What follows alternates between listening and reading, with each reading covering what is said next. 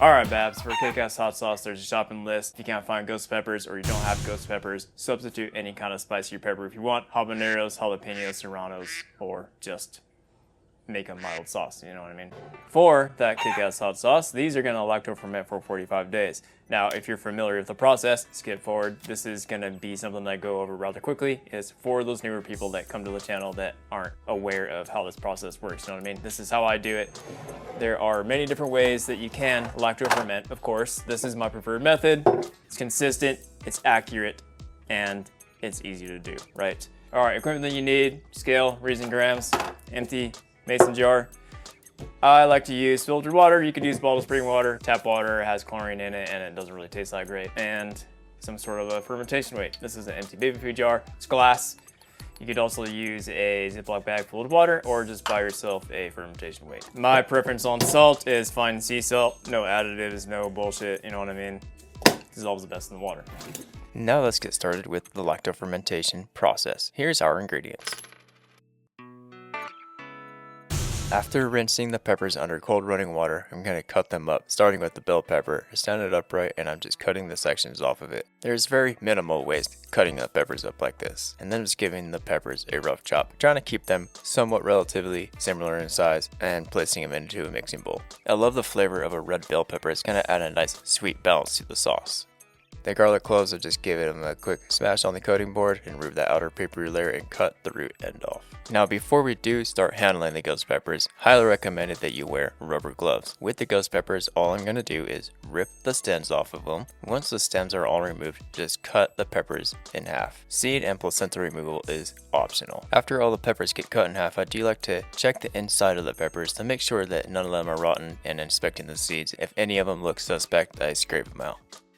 Next step is the actual fermentation process itself. So I grab an empty mason jar, set it on a scale, set it to grams, tare it or zero it out, and add all of the ingredients.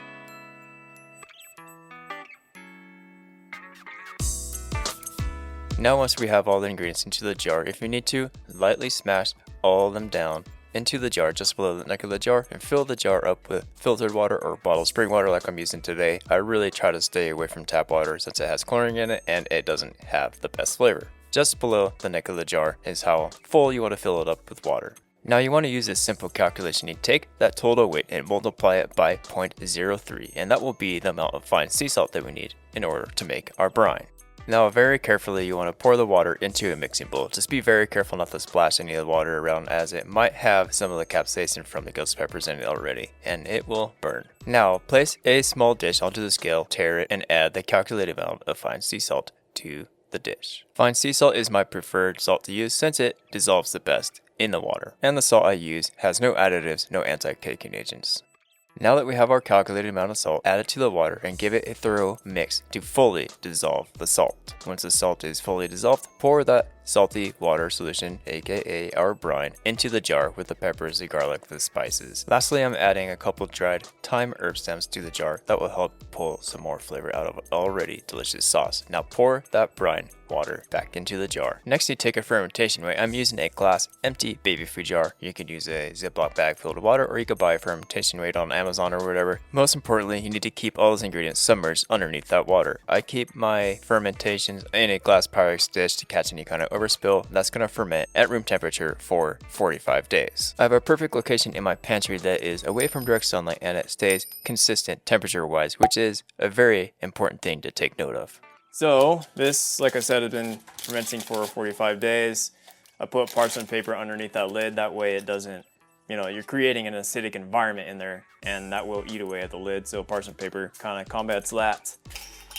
Here is my fermentation weight. I put a little bit of brine water in there to kind of weigh it down. Spice levels obviously can be adjusted. You could add more hot peppers to it, you could add less. Very first thing I like to do before I make the sauces, I like to make sure that the pH is within a reasonable range. Less than 4.6 is ideal. This is sitting at 3.5, which is perfect. Normally my fermented peppers sit anywhere between 3.4 to 3.7. Far below that 4.6 threshold, discard it if it's higher than 4.6. Going to strain this out first. I'm going to be using the brine to adjust the consistency on the sauce. Going against all controversy, I'm cooking my sauce. I want to stop that fermentation process. I want the flavors to stay where they're at.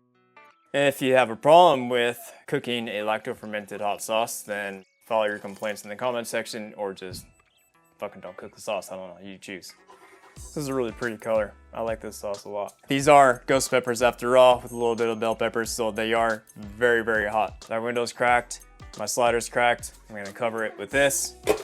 We're up and running. When you do want to pasteurize sauces like I'm doing today, you bring it up to a simmer. You know, you just want it to be over 185 degrees. Let it simmer 5 to 10 minutes, and that will kill all the bacteria in there. That's a lactic acid bacteria, and if there's any botulism in there at all, which I highly doubt that there is, that'll kill that as well, you know? I want to add a nice smoky touch to the peppers after they simmered and cool down slightly. Take some aluminum foil, cover the stock pot with the foil, and I'm going to take the hose from my cold smoke gun and place it underneath the foil, and I'm going to inject smoke onto the peppers. It's cooled down just enough so that I could handle it. Turn that pump on, light these chips on fire. After there's some smoke coming out of the hose, I'm putting the smoke underneath the foil and trying my best to create a seal. And I'm going to put a good amount of smoke underneath that foil and let it sit for about 5 minutes, using a lid to weigh it down. And just kind of let that sit for a couple minutes, just like that. I might actually pump a little bit more smoke into that one more time. We'll see how it goes after a couple minutes, though. I'm just swirling it around, that way the ingredients catch that smoke. Yeah, you could smoke so many things with this. Blueberries, think cheeses. I've even smoked ice cream before with this thing, and that was, whoa, that was good. Of course, there's other ways to add smoke to the peppers. Use whatever you have to work with, or if you don't have any ways to smoke the peppers, then go ahead and skip the step. But it is highly recommended.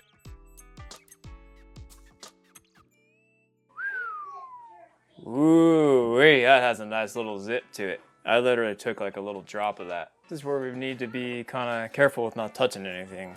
Because these peppers definitely have a nice little rip to them.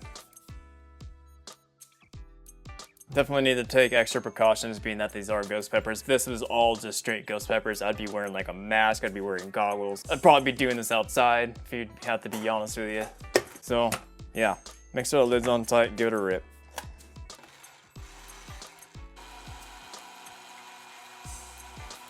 I can smell the smokiness on it, that's awesome. Any blender will work as long as it's easy to clean. This is a glass pitcher, so it's not gonna, you know, absorb any flavors or heat from the peppers, you know? I love that color, that is so good. If you have a Vitamix, then you probably don't need to strain this out, although I probably would still, because I like smoother sauces. It smells good, man. It smells sweet, smells spicy, smells smoky. Exactly what I wanted. With a ladle, fine mesh strainer, obviously a bowl to catch it with, and lightly force that sauce through the fine mesh on it.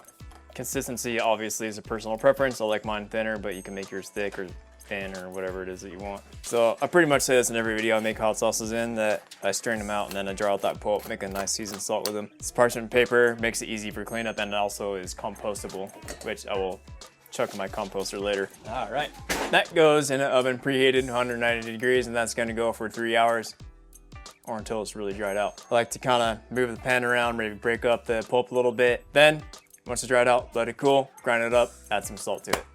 That's basically it. Mason jar, hot sauce bottles, whatever you have. Ooh, that's gonna go right to the brim. Check that out. That is such a beautiful, beautiful color. She's got some pep to her, that's for sure.